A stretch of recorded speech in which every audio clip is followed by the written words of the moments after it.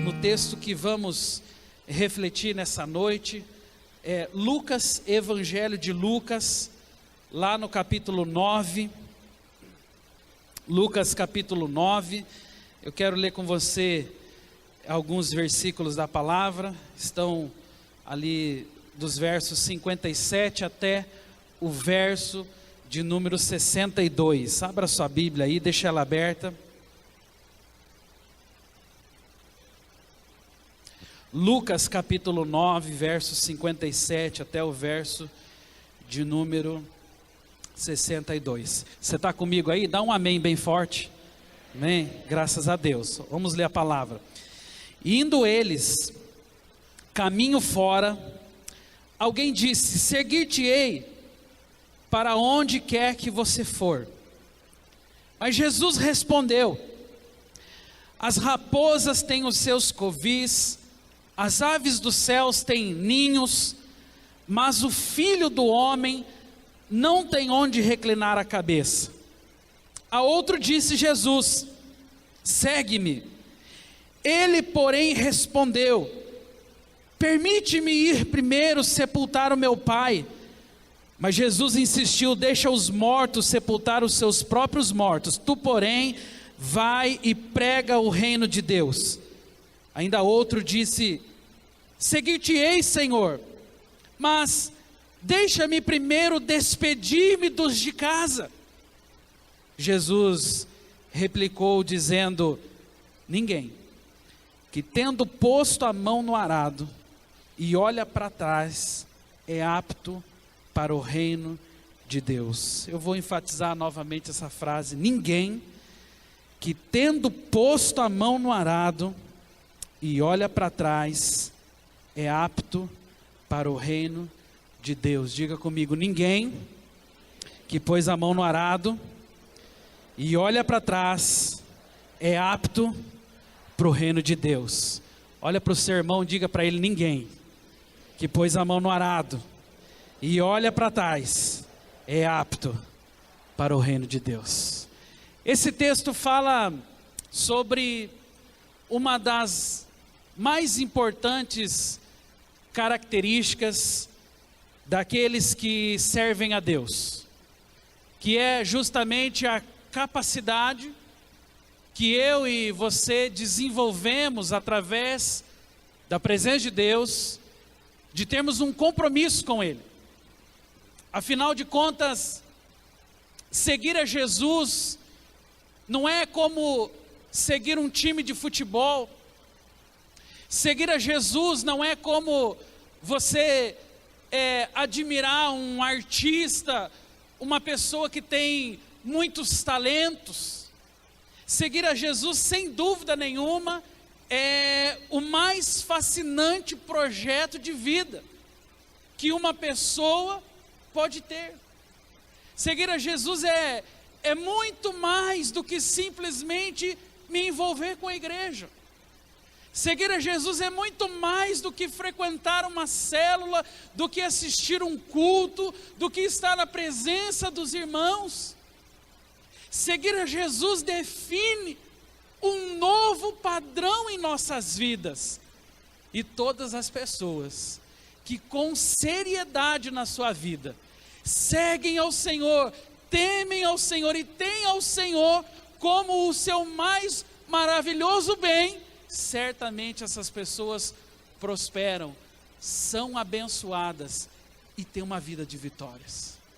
E sabe, queridos, quando estava pensando sobre essa característica dos discípulos de Jesus, de desenvolvermos um compromisso em nossa caminhada, eu fiquei pensando: bendito foi aquele dia, que por uma ocasião, talvez inesperada na minha vida, eu tive um encontro com Jesus. Bendito foi aquele dia em que talvez por uma situação inusitada, a qual eu não esperava, eu tive o privilégio de conhecer um pouquinho mais da vida cristã, entender o que é a graça de Deus, me envolver com Ele e começar a estabelecer uma vida de compromisso. E eu sei que você, assim como eu, Sente-se também privilegiado quando você faz uma leitura da sua história, quando você começa a perceber que há alguns anos atrás, alguns meses atrás, talvez alguns de vocês que fizeram um encontro com Deus, há algumas semanas atrás, Jesus se manifestou na minha vida. E talvez a pergunta que vem aos nossos corações é: o que muda daqui para frente? O que vai ser diferente? Como é que eu vou viver? De que forma eu vou estabelecer os meus compromissos? De que forma eu vou estabelecer as minhas prioridades? E eu quero dizer para você uma coisa com toda a convicção do meu coração: muda tudo. Muda tudo. Muda a nossa forma de enxergar o ser humano, muda a nossa forma de se relacionar dentro de casa, muda a nossa forma de viver, de sonhar, de projetar. Seguir a Jesus muda tudo. Quando seguir a Jesus altera apenas uma parte da nossa história, quando seguir ao Senhor, como tomar uma decisão de estar diante do Senhor, muda apenas um trechinho das nossas vidas. Quem sabe muda a sua agenda, porque antes eu não fazia nada no domingo, agora eu vou para a igreja. Então esse é um projeto falido.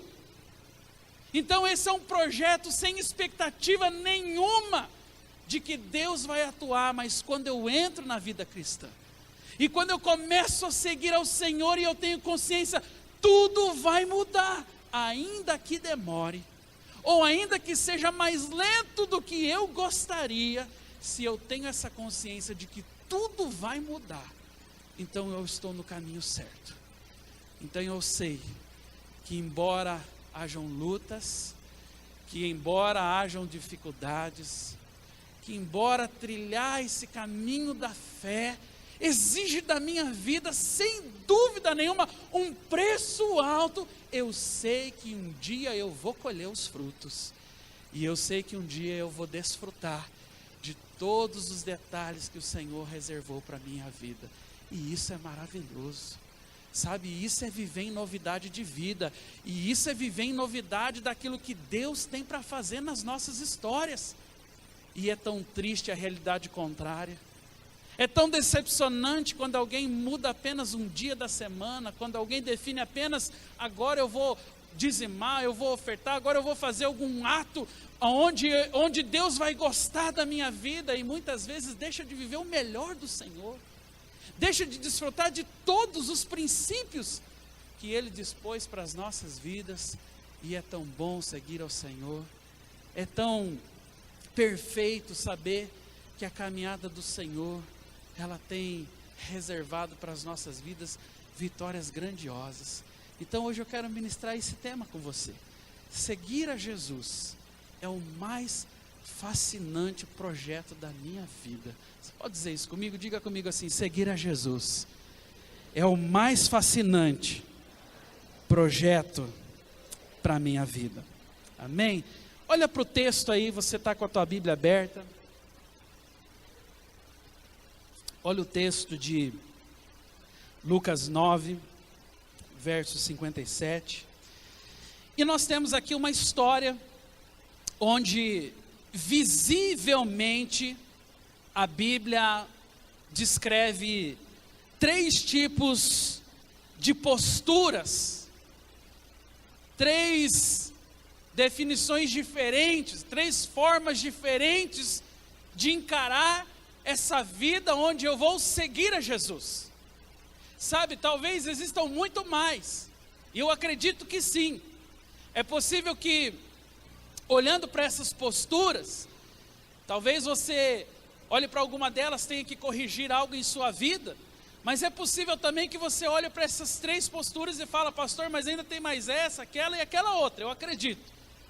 Mas basicamente essa parábola, esse momento onde Jesus está trazendo algumas lições, alguns ensinamentos para os discípulos, Jesus está querendo dizer assim: olha, existem pelo menos 3 formas de você me seguir.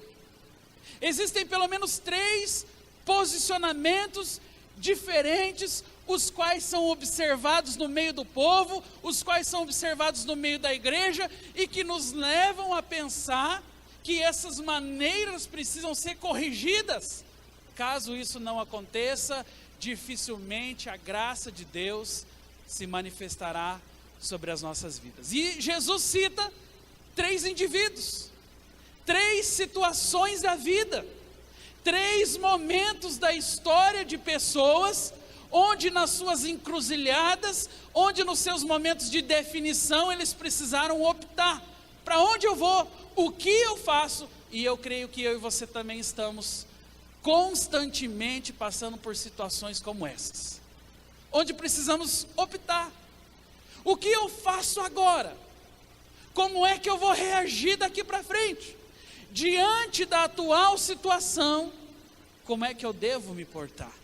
E eu gostaria, é a minha expectativa nessa noite, que olhando para esses textos e esses ensinamentos de Jesus, eu e você possamos tirar algumas lições, e principalmente olhando para a forma trágica como alguns resolvem seguir a Jesus, olhar para isso e dizer, não é assim que eu quero ser diferente, eu quero olhar para o autor e consumador da minha fé, que é Jesus Cristo, e eu quero através desse olhar ser atraído, e continuar perseverando no caminho da vitória do projeto de Deus para a minha vida.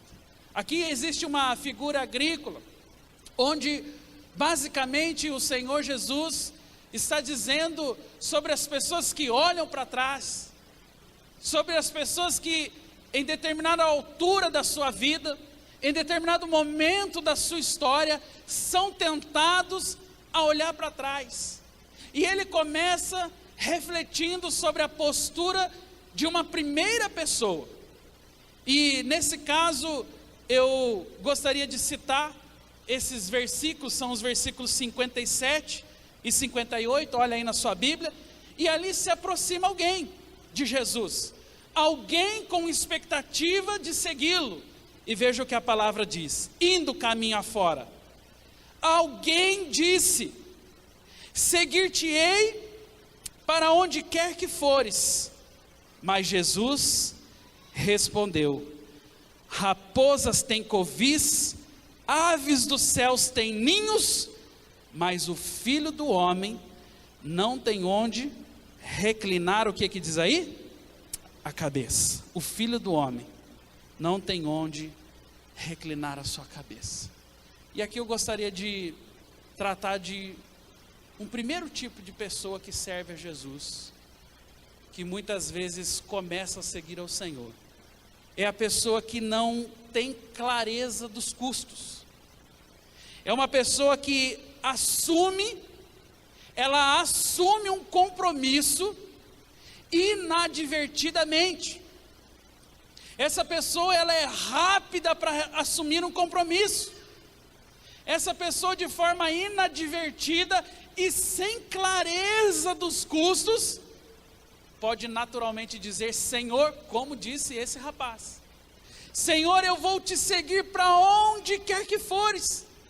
Senhor, se o Senhor for para cá eu vou, se o Senhor for para lá eu vou, se o Senhor for nesta direção eu vou te seguir.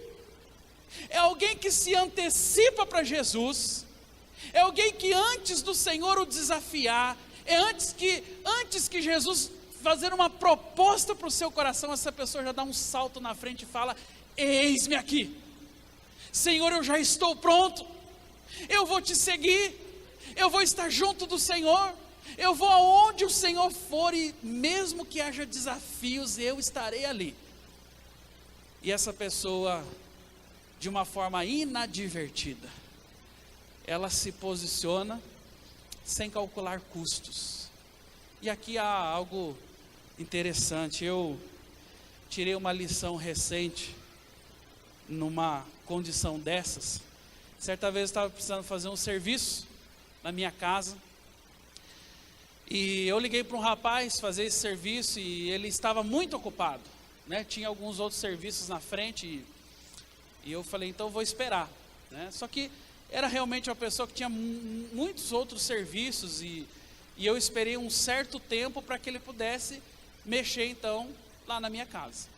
E um dia pintou a oportunidade, essa pessoa me ligou, ó, estou disponível hoje, dá para abrir a casa, eu vou lá fazer o serviço, e eu, mais do que depressa, pensando, puxa, pode não ter um outro dia, de repente essa única oportunidade, então vou aproveitar, vou correr e vou abrir a casa, esse rapaz faz o serviço, está tudo certo. E nessa postura inadvertida, fui abrir a casa, esse rapaz foi, fez todo o serviço, e aí quando ele acabou, ou melhor, quando ele estava quase acabando, eu me lembrei de uma coisa: eu não tinha feito orçamento.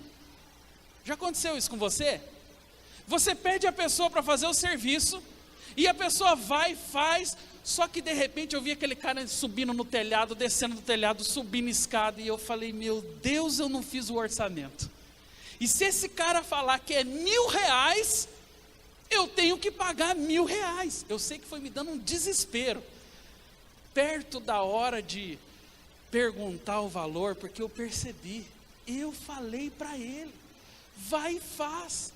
E eu suponho que esse tipo de pessoa, né, são profissionais, logicamente, né, cada um tem a sua área de atuação, mas eles imaginam assim, o cliente que fica ali assim, fazendo orçamento, pedindo desconto, esse realmente está lá, né, com a vida financeira bem apertadinha. O cliente que manda fazer e depois eu mando a conta, esse deve estar com a conta bufando de dinheiro, né? E aí eu fiquei com medo que esse homem achasse que eu era rico e que eu tinha dinheiro, então ele vai pôr o preço que ele quiser. Só que no final das contas, eu fiquei pensando, fui eu que falei para ele fazer o serviço. Ele não tem culpa de eu não ter perguntado. Eu simplesmente falei, vá e faça. E para a glória de Deus, era um rapaz honesto.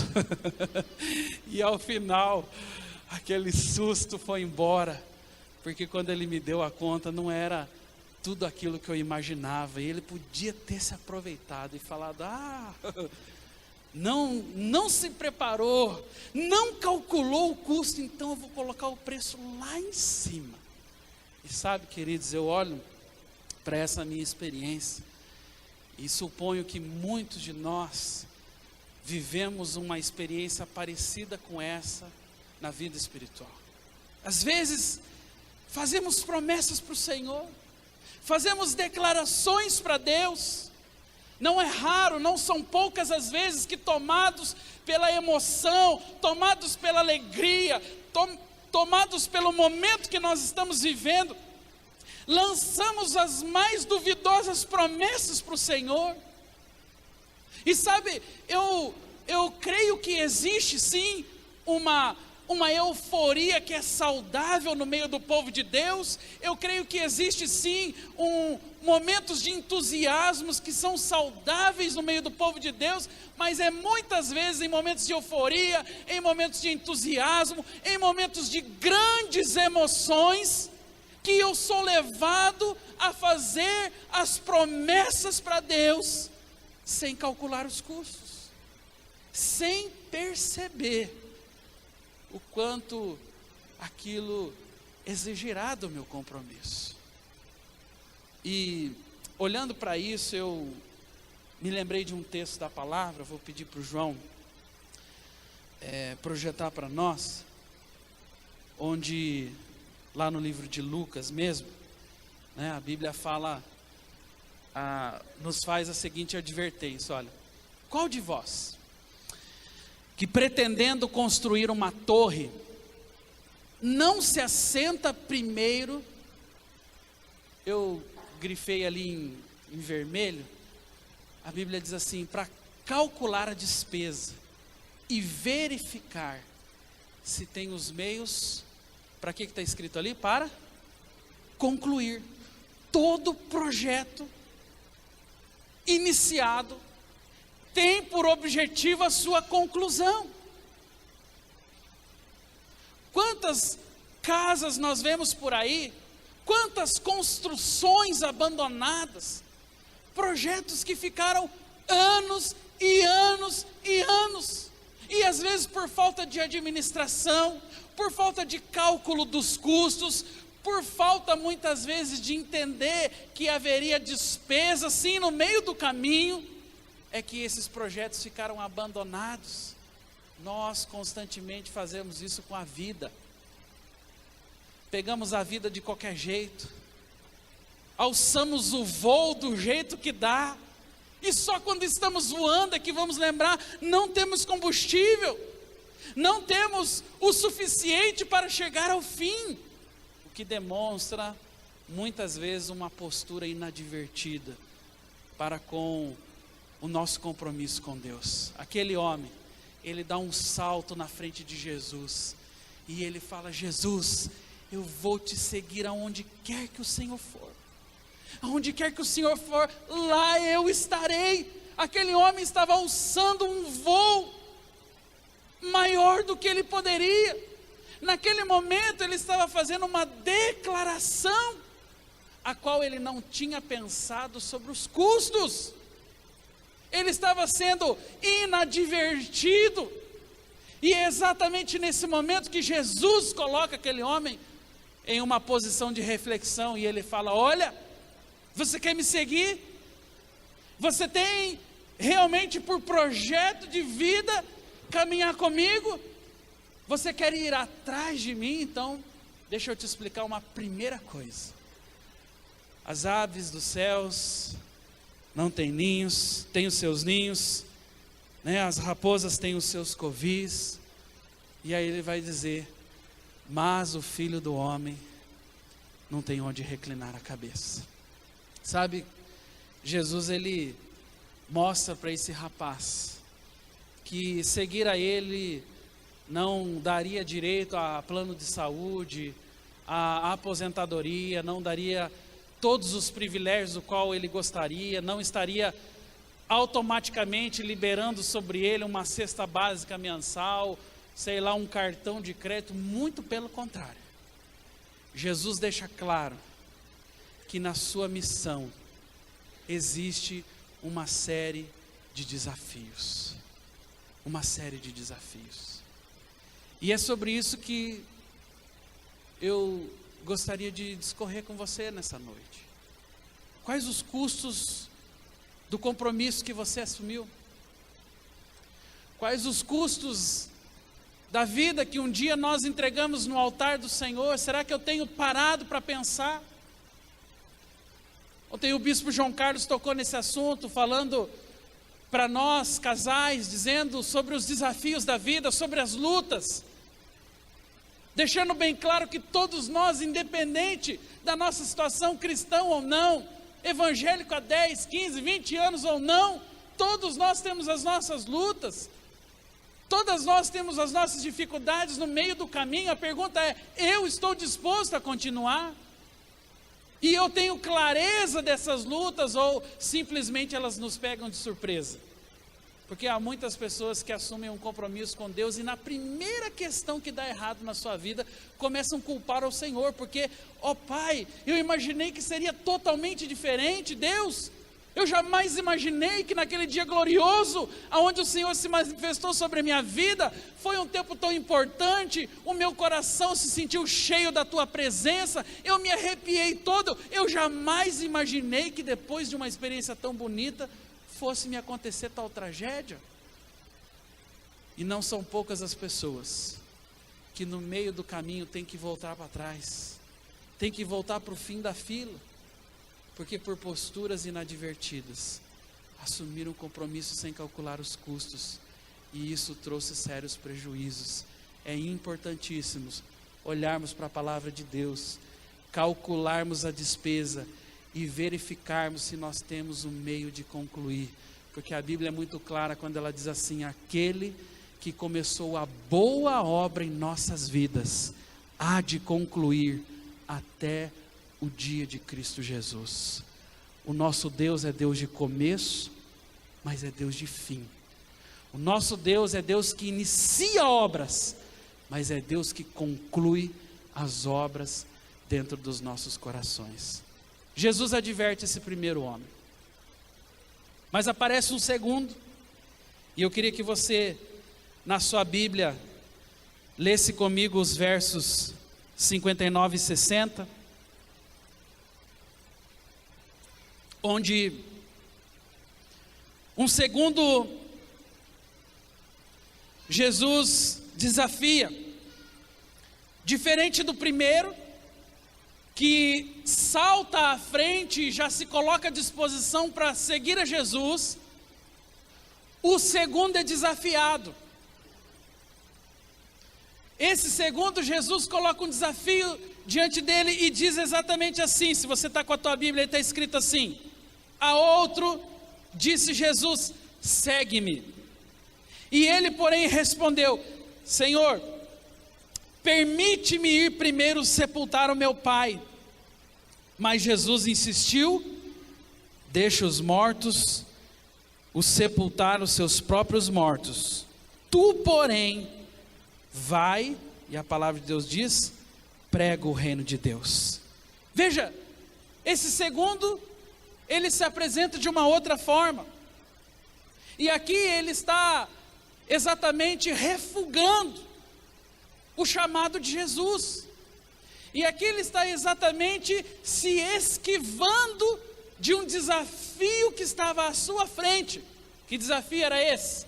Era o Senhor Jesus dizendo, segue-me.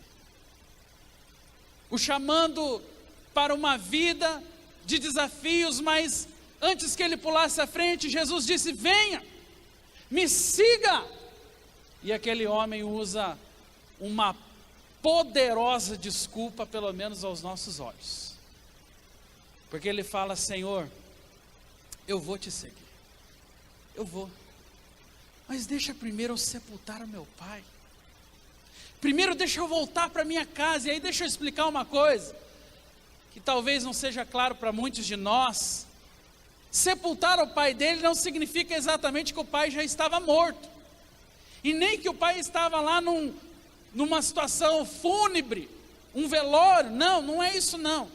É que dentro da cultura judaica, existia um processo de clãs, onde os filhos honravam os pais quando ficavam em casa até a morte deles.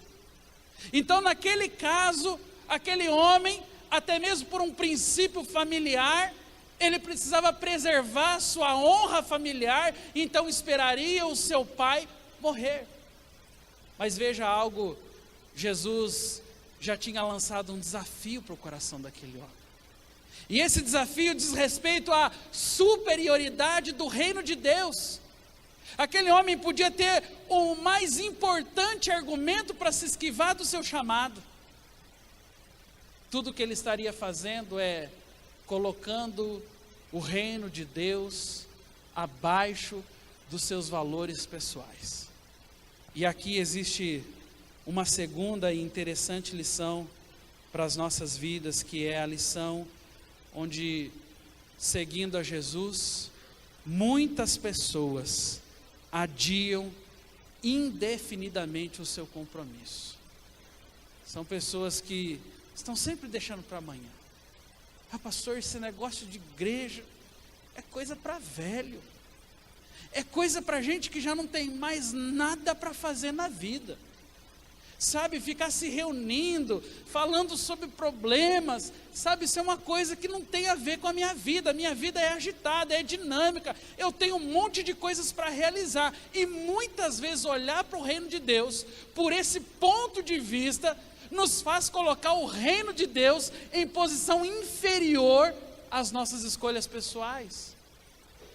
E veja, aquele homem está dizendo, olha, Senhor, eu acho bonito essas pessoas que te seguem, eu assim admiro demais essas pessoas que vão lá, servem ao Senhor na célula, servem ao Senhor no culto, muitas vezes pagam um preço de oração, pagam um preço de jejum, mas Senhor, sabe o que é?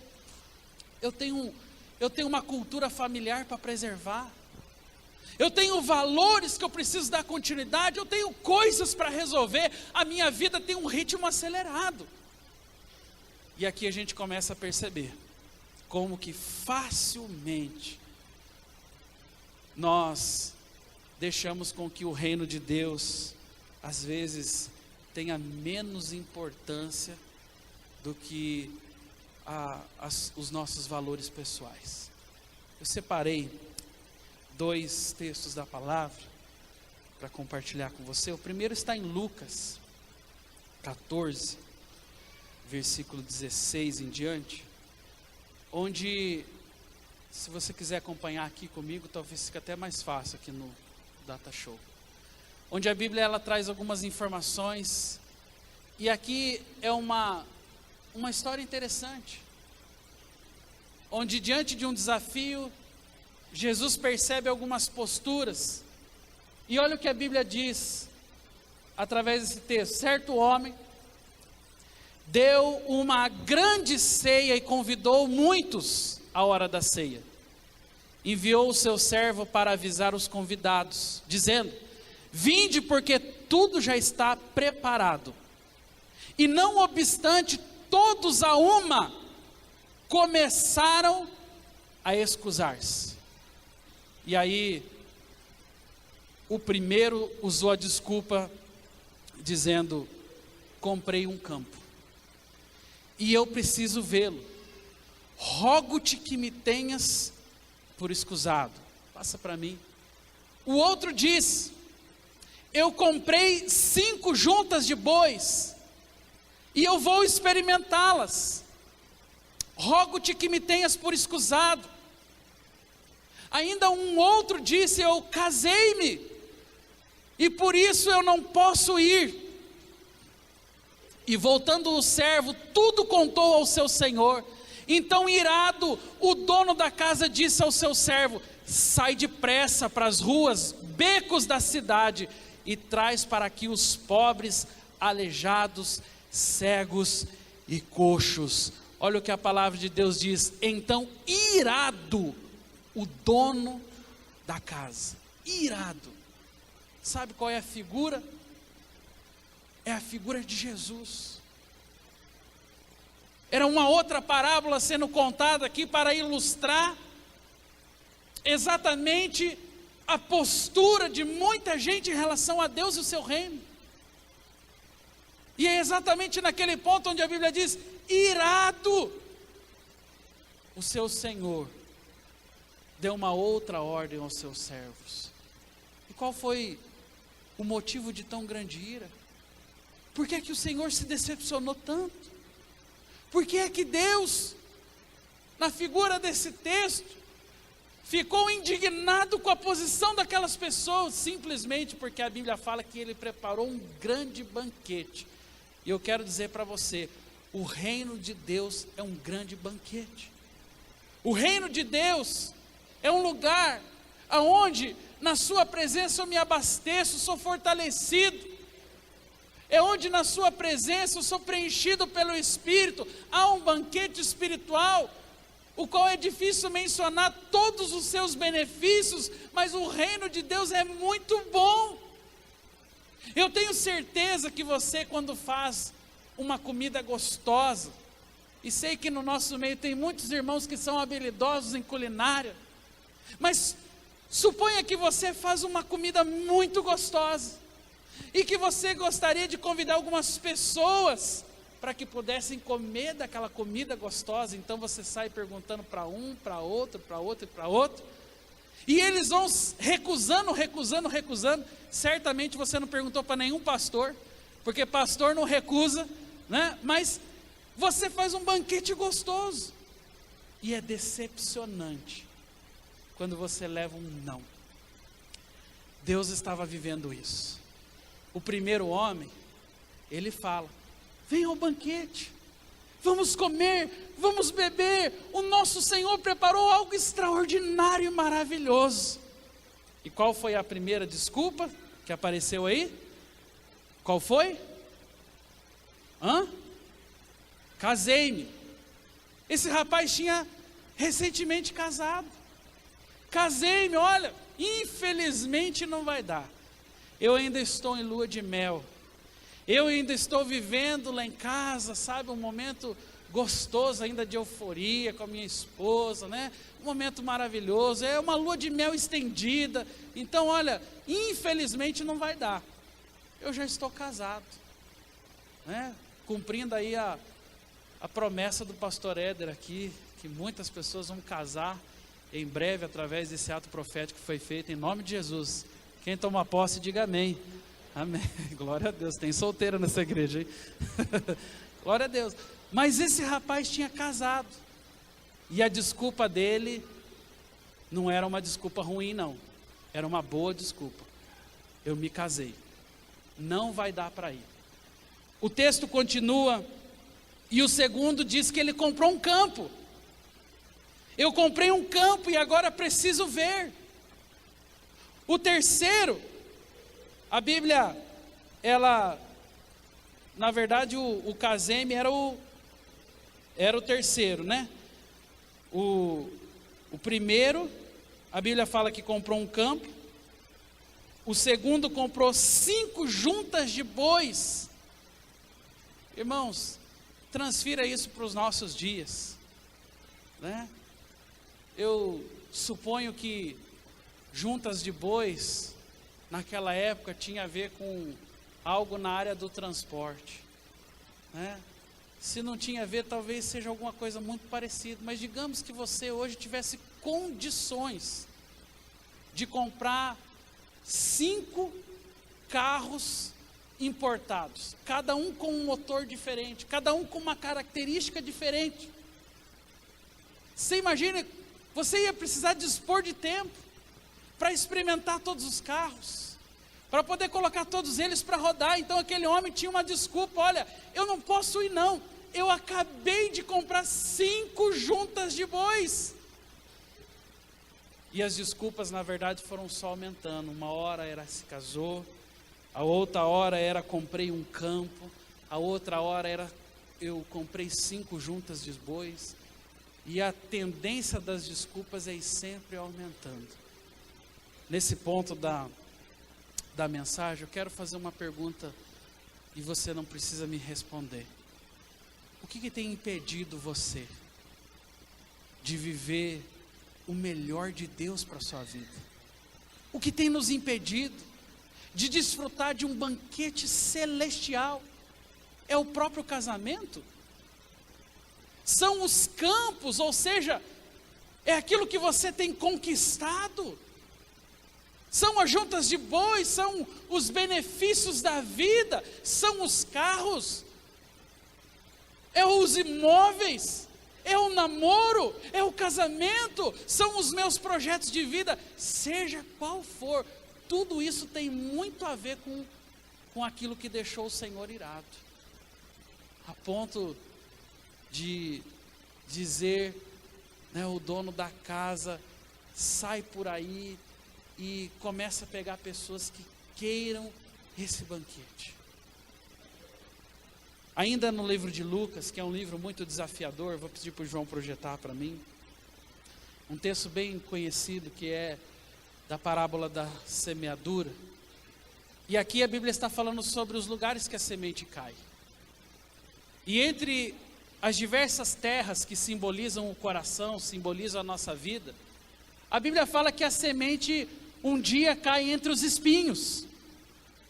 E na explicação da parábola, Jesus faz questão de dizer o que são os espinhos na nossa vida. E ele faz essa declaração: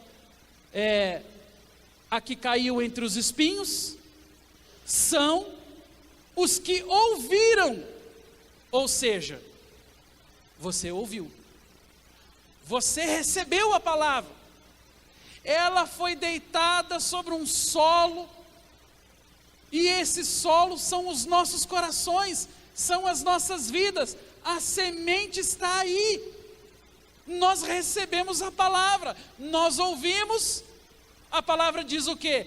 Que a fé, ela vem pelo ouvir, e ouvir o quê? A palavra. Então quando você ouve, logo ela se torna uma semente e cai nos nossos corações. E a Bíblia está nesse ponto dizendo: olha, a que caiu entre os espinhos são os que ouviram, mas no decorrer dos dias foram sufocados. E ela explica dizendo: com os cuidados, riquezas, deleites da vida, e os seus frutos não chegaram a amadurecer. São aspectos da nossa vida que podem nos tirar da presença de Deus: cuidados, riquezas, deleites. Agora você sabe por que é que aquele homem não assumiu o desafio? Por que é que no momento que Jesus falou, segue-me, ele preferiu usar a desculpa, vou sepultar o meu pai? Porque no coração dele era mais forte os cuidados, as riquezas, os deleites da vida. Porque aquele homem, a exemplo do texto, tinha se casado, então precisava desfrutar. Aquele homem, a exemplo do texto, tinha recentemente comprado um campo e precisava desfrutar. Aquele homem recentemente, a Bíblia diz sobre as suas conquistas. E tudo isso nos mostra como nós somos vulneráveis àquilo que nós conquistamos. Todas as conquistas são muito boas. É maravilhoso conquistar algo. É maravilhoso ser presenteado por Deus em uma área das nossas vidas. É maravilhoso desfrutar da prosperidade, da bênção. Mas o dia que isso começar a roubar o nosso coração da presença de Deus, é um sinal de que aquilo que tinha tudo para ser bênção está se tornando uma maldição nas nossas vidas. É possível que alguém possa orar para ter um celular de última geração. E é possível que esse alguém consiga, por exemplo, conquistar um celular de última geração. Mas é muitas vezes no uso desse próprio celular que eu usei de um princípio, vamos dizer assim, espiritual, orando, Senhor, eu preciso conquistar. É justamente esse que acaba se tornando uma maldição. Eu posso orar e pedir ao Senhor, Pai, abençoa a minha vida, porque eu quero desfrutar dos deleites, e é possível que Deus conceda. Mas é muitas vezes no meio dos deleites, são nos carros, são nas conquistas, são nas ambições, nos nossos vários projetos aqui, nós acabamos sendo roubados de Deus. O salmista nos dá um grande alerta sobre isso, quando ele nos diz em uma das suas palavras, se as tuas riquezas aumentam, não coloque nelas o coração, porque vão te roubar. E é exatamente assim que acontece. Você ora, pede uma coisa para Deus, conquista aquilo, mas até mesmo aquilo pode te roubar. Pode ser as riquezas, pode ser os cuidados, pode ser os deleites da vida. São tantas coisas que podem nos tirar. Aquele homem usou a desculpa, eu vou ali sepultar meu pai. Eu acho bonito servir, acho bonito se dispor. É interessante essas pessoas que têm esse desapego e fazem isso com tanta clareza. Mas eu preciso sepultar o meu pai. Ele estava se desviando do seu chamado. Queridos, eu estou caminhando para o momento final. Já vou até pedir para o louvor subir aqui no altar. Mas nesse momento eu queria que você pensasse um pouquinho. Existe algo hoje que está te roubando de Deus? Tem alguma coisa dentro do seu compromisso que hoje limita um avanço, um crescimento? Existe algo que hoje tira de você o privilégio e a oportunidade de desfrutar daquele banquete que nós lemos na palavra, preparado pelo Senhor? Aquele homem tinha uma série de coisas para cuidar na sua vida. E ele não tinha tempo para Deus. Ele tinha tempo para todos os seus projetos pessoais. Mas ele não tinha um tempo reservado para servir o Senhor. E eu quero finalizar essa palavra lendo com você apenas o verso 61. E esse é o último homem dessa parábola contada por Jesus, aonde o texto nos escreve assim: e a outro diz, seguir-te-ei, Senhor, mas deixa-me primeiro despedir-me dos de casa. E Jesus então replicou: ninguém que tendo posto a mão no arado e olha para trás é apto para o reino de Deus. E aqui eu quero falar para você sobre pessoas que, nos seus supostos compromissos com Deus, acabam assumindo, mas de uma forma comprometida, de uma forma condicionada, quero dizer. É alguém que, a exemplo desse homem, diz para o Senhor: Senhor, eu vou te seguir, só que espera só um pouquinho, Jesus, só um pouquinho. Eu vou ali, eu vou me despedir dos de casa. Eu vou ali resolver um problema rapidinho, Jesus. E aí eu volto para seguir o Senhor. E a palavra enfática de Jesus foi: pôs a mão no arado e olha para trás, não está apto ao reino de Deus. E aqui tem uma afirmação muito séria, uma lição muito importante de Jesus para as nossas vidas. Cuidado com aquilo que condiciona o seu compromisso. Cuidado com aquilo que faz do nosso compromisso um compromisso parcial. Porque é assim que começa. Jesus, eu quero sim, Jesus. É bonito, servir ao Senhor é nobre, é importante, é necessário, é urgente, Jesus. Mas Jesus, deixa primeiro eu resolver esse probleminha, Senhor. Pai, eu só vou ali, é rapidinho, Jesus. Eu só vou resolver minha vida financeira. Jesus, deixa eu terminar minha faculdade primeiro, porque os estudos são tão importantes, Jesus. Jesus, primeiro eu preciso resolver esses detalhes na minha vida. E assim, o nosso coração, de detalhe em detalhe, de compromissos em compromissos, de ambições em ambições, o nosso coração vai divagando, e nós vamos condicionando o compromisso, e ora é por causa da faculdade, ora é por causa do casamento, ora é por causa da vida financeira, e as desculpas vão aumentando, e eu e você vamos embolando tudo isso, e não permitimos que a vontade de Deus se realize sobre os nossos corações. E o alerta do Senhor foi: pôs a mão no arado, não volte atrás, não olhe para trás. Há, sem dúvida, nessa palavra, um alerta muito específico do Senhor para as nossas vidas.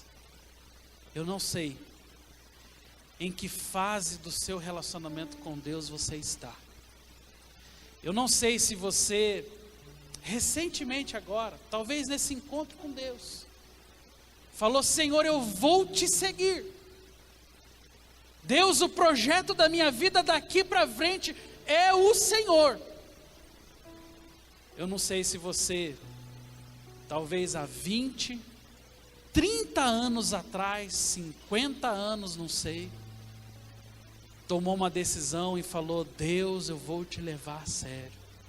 Não importa se foi há 30, há 50, ou se foi na semana retrasada, quando nós tivemos um encontro com Deus. Independente da época, do momento, a palavra de Deus sempre é a mesma: pôs a mão no arado, não olha para trás. Há consequências trágicas quando nós nos envolvemos com os nossas ambições, com os nossos desejos, com os nossos deleites, e vamos retrocedendo no nosso compromisso com o Senhor. E eu queria motivar você com base num texto de Hebreus 12, versos 1 e 2, onde a palavra de Deus, ela diz assim: portanto também nós, visto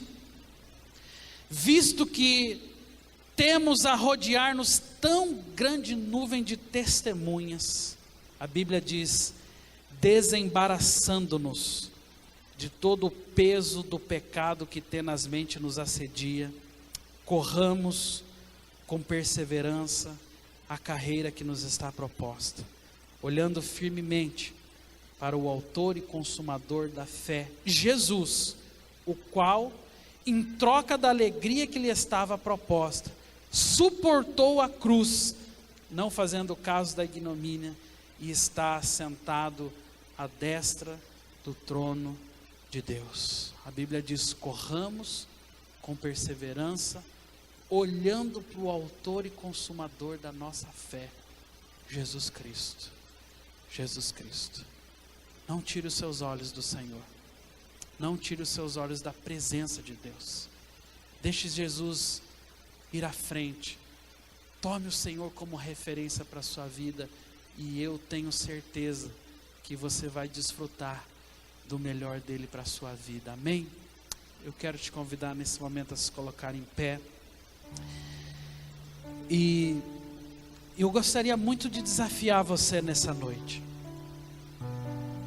Desafiar você com base no seu compromisso firmado com o Senhor. Nesse tempo de compromisso, seja uma semana, 2 anos, 30 anos, você tem clareza daquilo que o nosso Senhor, Ele coloca sobre os nossos corações? Você tem clareza dos custos? Ou você é só mais um que inadvertidamente, na emoção, na empolgação, assumiu um compromisso com o Senhor? Talvez numa corrida de longa distância, deu todo o seu gás no comecinho, mas aí no meio começou a desanimar, começou a retroceder, começou a perder o fôlego. A nossa vida espiritual, ela é muito comparada a uma corrida, e é uma corrida de longa distância, e às vezes nós investimos tudo nos primeiros meses, na primeira semana, no tempo da experiência. No meio do caminho estamos pedindo água. Essa carreira que o Senhor propôs, ela é uma carreira de desafios, precisa ser trabalhada, precisa ser pensada, precisa ser projetada, precisa ser calculado todos os custos, para que no meio do caminho a gente não tenha que retroceder. Você já foi tentado a julgar o reino de Deus inferior aos seus projetos pessoais? Quem sabe você, nessa noite, ouvindo e percebendo que aqueles homens, em detrimento ao reino de Deus, fizeram preferência pelas suas necessidades pessoais, pelos seus sonhos, e o reino que é tão importante, o reino que é superior em nossas vidas, se tornou secundário. Ou quem sabe você tem condicionado compromissos com o Senhor. Quem sabe você tem até dito para o Senhor: Senhor, eis-me aqui, Senhor, me envia, Senhor, eu vou fazer isso, mas Deus, deixa eu fazer isso pelo menos, Senhor, deixa eu só resolver essa área da minha vida. Não sei qual desses 3 pontos pode melhor definir a forma com que equivocadamente nós temos seguido ao Senhor, mas eu sei que tanto um quanto o outro pode nos tirar da presença do nosso Deus e pode tirar de nós a possibilidade de viver o melhor do Senhor para as nossas vidas. A Bíblia diz em Isaías 26:3: Tu, Senhor, conservarás em perfeita paz aquele cujo propósito é firme, porque ele confia em Ti. Deus conserva em paz aqueles que têm propósito firme. E propósito firme significa entender que Deus é Deus de começo, Deus é Deus de meio e Deus é Deus de fim. E Ele tem projetado uma caminhada para as nossas vidas, onde a boa obra que Ele começou, Ele quer terminar até o dia de Cristo Jesus. Eu queria orar por você nesse altar, nesse momento final. Enquanto uma canção vai ser tocada, eu quero orar pedindo a Deus que derrame sobre nós propósito firme para seguir nos diversos desafios da nossa caminhada. Amém? Se você sentir esse desejo, vem no altar receber a oração, vem receber esse propósito sobre a sua vida. Enquanto o louvor canta uma canção e nós adoramos, você se aproxima em nome de Jesus.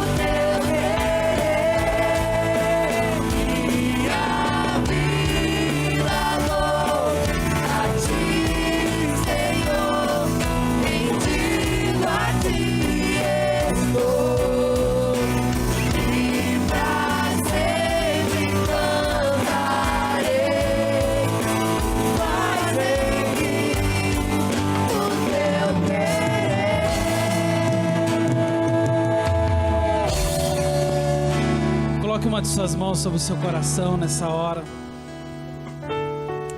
E nós queremos dizer, Jesus, bendito Senhor. Bendito foi aquele dia, Pai, que nós nos encontramos com o Senhor. Bendito foi aquele dia, Senhor, que nós pudemos tomar uma decisão. E assim como Pedro um dia definiu, diante da sua indagação, Senhor, para onde iremos nós, se só Senhor tem as palavras de vida eterna?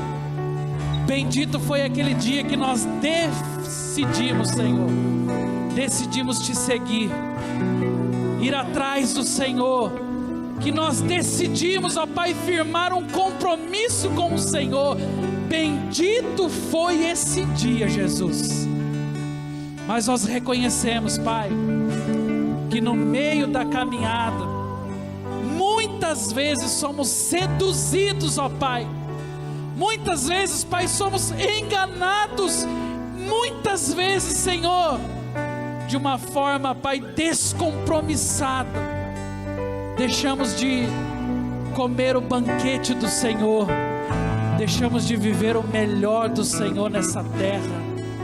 Quem sabe até condicionamos o compromisso que um dia fizemos com o Senhor. Pai, hoje nós clamamos esse altar por duas coisas, Senhor. Eu clamo em primeiro lugar pela Tua misericórdia, Senhor, sobre nós. Em primeiro lugar, nós queremos aqui reconhecer, sim, Pai, muitas vezes falhamos, ó Pai, em assumir compromisso condicionado, ó Deus, em não calcular os custos, em, ó Deus, muitas vezes inferiorizar o Teu reino em relação às nossas conquistas pessoais e materiais. Nós pedimos perdão, nós pedimos misericórdia, Pai, sobre as nossas vidas. Mas também nessa noite, Pai, eu quero clamar sobre os nossos corações, para que uma unção, Pai, uma unção de continuidade, uma unção de perseverança, uma unção de propósito firme, Senhor, se estabeleça sobre as nossas vidas. Tantas são as tentações, tantas são as provações, tantos são, ó Pai, ó Deus, as propostas do mundo para nos tirar, ó Pai, do teu banquete. Mas eu quero clamar hoje, Deus, se manifesta sobre nós, colocando sobre as nossas vidas graça, sabedoria, para que nós possamos nos estabelecer no Senhor e fazer do Senhor a rocha firme das nossas vidas. Pai, que os nossos olhos, assim como a Tua palavra diz em Hebreus, estejam atentos, olhando para o autor e consumador da nossa fé, a saber, Jesus Cristo. Concede ao Teu povo nessa noite, Pai, graça e misericórdia, fortalecimento sobre os seus ombros, para viver uma vida sem olhar nem para a direita, nem para a esquerda, mas olhar na direção do Senhor e seguir uma vida perseverante, crendo, Pai, que a boa obra que o Senhor um dia começou nas nossas vidas, o Senhor há de completá-la até o dia de Cristo Jesus. E eu profetizo isso sobre a Tua igreja, eu profetizo